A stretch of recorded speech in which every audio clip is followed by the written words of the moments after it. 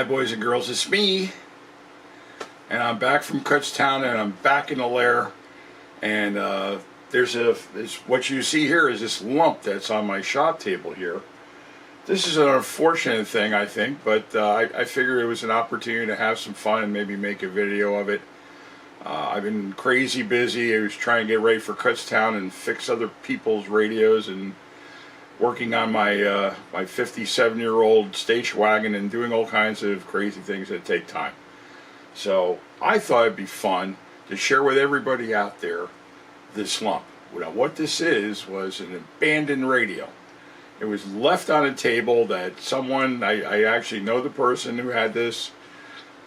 They maybe forgot about it, or I think more or less they just left it there for somebody to pick up and maybe give it some love. So I know what it is, you don't, and oh wait, I thought I heard somebody say that you could bet it's not a Catlin. You'd be right, it's not a Catlin radio. Matter of fact, I'm not even sure if this radio is tube or transistor, but you're going to find out. We're going to see if it works, and if it doesn't, we're going to try to fix it. So stay tuned, get some popcorn, get a drink, and let's have at it. May I have a drum roll, please? Ta-da! It's a Z-knife, and I don't think I've ever seen one of these before. Let me go reach around and grab this thing. I have the camera kind of sandwiched in between. It's not in too bad a shape. It's just an AM-only radio. It's a little bit deco-ish. If I had a venture, I guess it'd be mid-60s. I did find this has a little bit of a crack here on the side of it, but it's not awfully distracting. That could be probably glued up. I'm not sure what this guy is. This side looks pretty good. And let's go to the bottom. They usually put a tag on there that shows the model number. Oh, here it is. Let me get it. I'll bring it to the camera so you can see it. What does that say? M512W. So I guess the W might be referring to it's white. Now, this probably could be transistor because every tube radio that most of you have grabbed, and I have too, it has a tube chart on the bottom of this thing, but I don't see one. It looks like, I don't know, well, we got the wire coming in from the bottom here. This is kind of unusual. So it looks like the only fasteners on here, there's holes here, but I could actually see through them. So I think it's just a matter of, let's take these two Phillips screws out and see what's inside. Okay, I've removed the two screws and put them off to the side of this lovely formerly coleslaw container from a local restaurant. And hopefully this is going to come off or come apart without too much difficulty here. And now I might need a little screwdriver for help here. And go do that. Oh, there it goes. And oh my God, I don't know how well it's coming through in the picture. Hey, there's bottles in there, folks. Look at that. Okay, yeah, this is probably from the mid to late 60s. You can see this is probably one of the Zenith's last hurrahs. I'm really surprised it's got tubes. I thought this was going to be a transistor for sure. But you know what? Well, I got this upside down. Look at that. That is just lovely because there's one thing that's ugly too. I don't know. Someone looks like they did some sort of a capacitor repair in here once. Zenith and RCA have been known to make some really, really nice stuff over the years in both tube and transistor. Well, the RCA transistors were a little bit the desire, but the tube radios that Zenith and RCA made were always pretty good. But here, one thing that I'm seeing that I still find amazing is, and I just already flipped it around, but notice that this is still point-to-point wiring.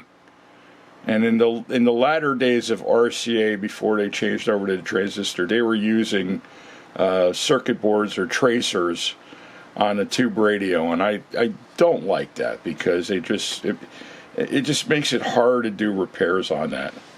So, all right, so let me put a cheater on this puppy. We'll leave it apart. We'll bring it up on a Variac and let's see what it does. Alright, I've connected an unlikely laboratory safety cord to the back of the radio, and obviously there's no cabinet in the back, so you don't want to start playing the piano in the circuit while it's powered up. So I guess what I'm trying to say is, folks, you know, this is purely for entertainment purposes. Do not do what I'm doing, you know, unless you're trained professional. And you know, even that sometimes is a little bit hokey, because even, you know, professionals made the Titanic and amateurs made the Ark, so you know where it goes. So just don't zort yourself. Now I have this radio, the volume tuned all the way up. I already found out while looking inside the back of this thing that the tuning string is broken. So if I go to the tuning knob here, there's a little arrow right here. I don't know how well it's coming through in the picture, but I can turn the tuning knob, and as you can see, nobody's home. So we're going to just put this. Now this is, I love this box. It's got an isolation transformer in it. It's very, very safe to use. It's fused. I'm going to turn on my current meter. Let's make sure we're not drawing an excess amount of current. I'm going to turn this guy on. Like I said, I have the volume control all the way up. And let's see what's happening here. Alright, I'm already up to about 50 volts.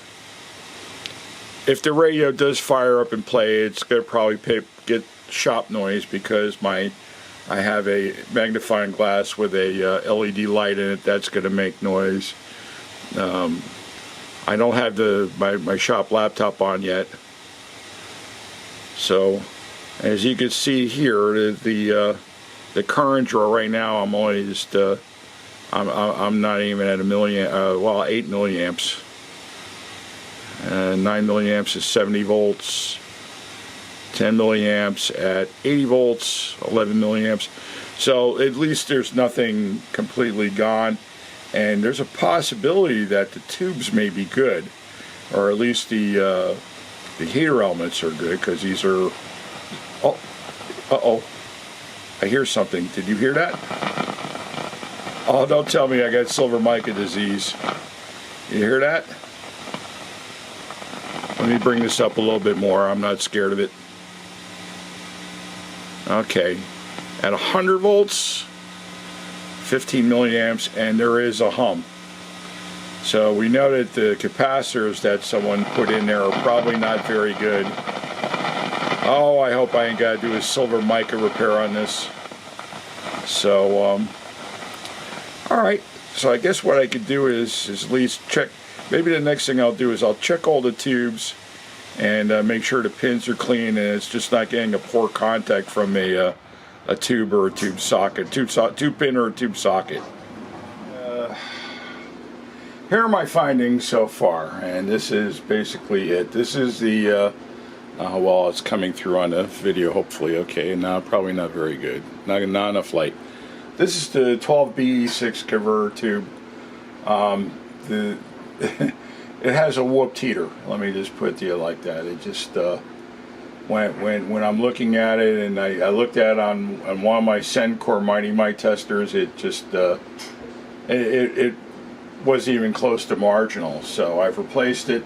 That's this tube here where my blue finger is, and I'm wearing this because since we don't have a viable good tuning string, I'm going to have to do it. Do some really strange tuning. If this radio is good, despite the play or not, I don't know. To further aggravate the situation, I tried to acquire a copy of the SAMs for this, which is 787-8, and for some reason I can't access it. I don't know if it's a server problem or computer problem or something with the place I tried to get it from, but nevertheless, I'm going to try to wing it. It's an AA5, so it shouldn't be that hard. Okay, now we're drawing current. I'll be able to see this, see the tube slide up. See that? How many times do you go to a radio repair YouTube channel and see everything perfect and going smoothly? That's not the real world. This is the real world right here. I am seeing the filament in the 12B6 starting to come to life. I see the 12AV6 lighting up. Alright, so the 35W4 and the 50C5 are still... Oh! Okay, I'm hearing volume. That's pretty much what I was hearing before. but there's no hum now. Let me see if I can tune this station. Nope. Oh, wait.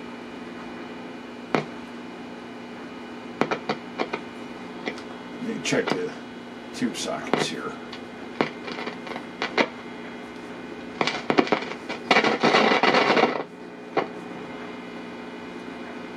Well, it looks like nobody's home.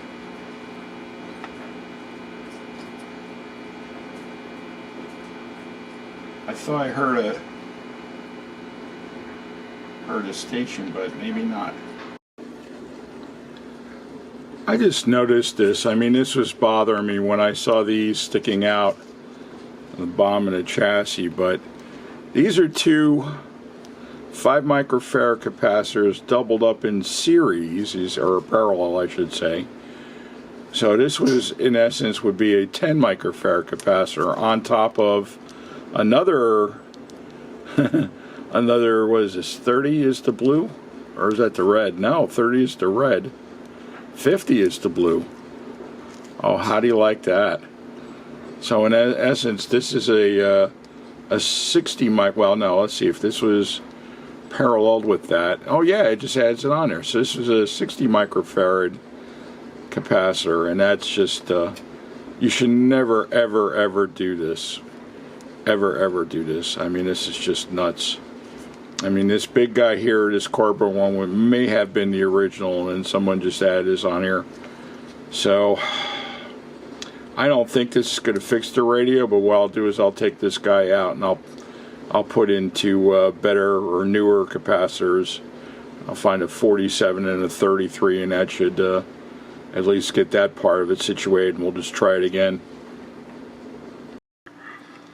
Alright then, rather than everybody get bored watching me do soldering surgery, I just go ahead and took this out. It looked like it was a 30 and a 50, at least that was what was on here. I suspect that maybe this could have been invariably the original pair of filter caps that went into the radio. So I've already gone ahead and installed a 47 and a 33. I haven't tested the radio yet, but just for grins and giggles, let's see what kind of numbers each side get out of here. And I got my handy dandy $11 Chinese made tester. So this will tell us if we have any leakage or if there's any other problems.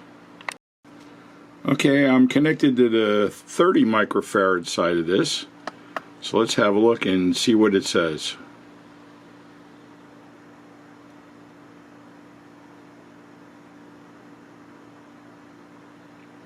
What we got here?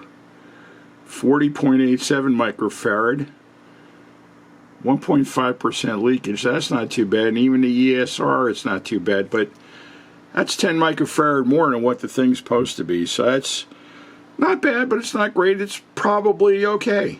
Let's check the other side, the one that had the other babies parted up on them. Okay, I've got my tester hooked up to the 50 microfarad side of this capacitor. So now let's power this guy up and see what it's going to read.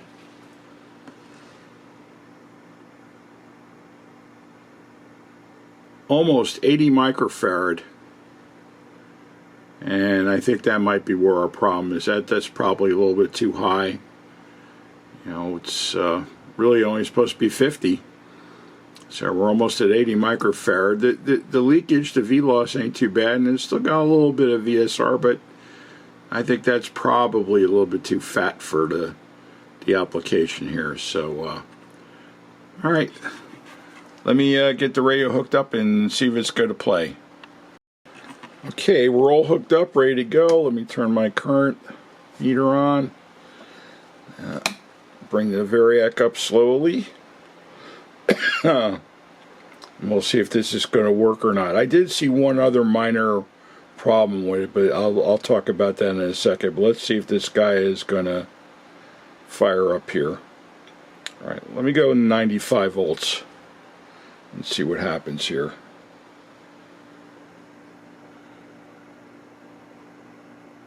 Not seeing any tubes lighting up, but we are drawing current. Ah! Oh. this show? Where were you? Did you have a thesis going in? No, it kind of accumulated. It's been 4 years since I had a previous show, and this has developed out of. How you like that? I've got a working radio. Show and other things are newer, like these photographs, the collage. It evolved, and then with COVID, I was working. Bring it up to 100 volts. Fine. You know, I could go out and paint, and I didn't. 110. I can be a little brave now. I was all by myself, and nobody was in the building. So there we go. Not drawing a whole lot of current. In the studio, and I began working more on the floor. I guess. There we go. Maybe you can see that a little bit better. But that's creating some havoc. Conversations with a choreographer at that is cool. Who's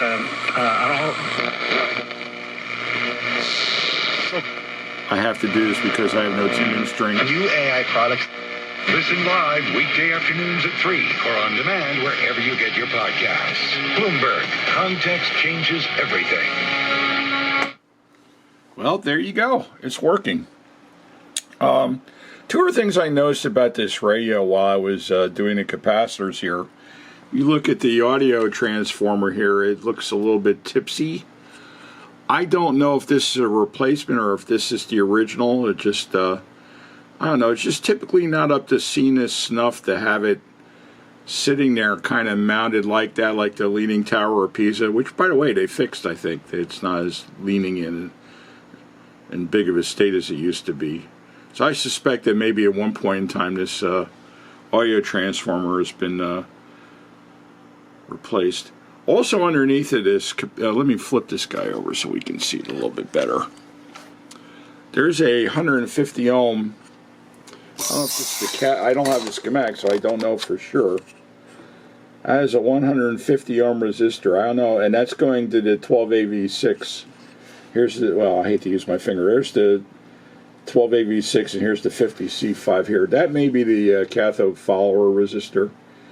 It's reading 120 ohms. Now, that's supposed to be 150 ohms, and I don't know if that has anything to do with the what's going on here.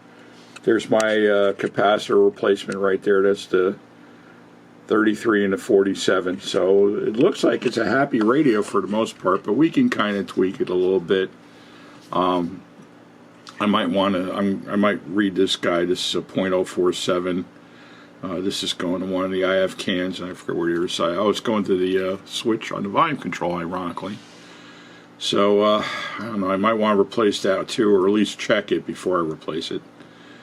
And then I've got a tuning string to work on. So, looks like this is going to be one happy radio when I get it all done. So, there you go. The abandoned radio at Kutztown will live again. So, anyway, thanks for watching and take care. Bye.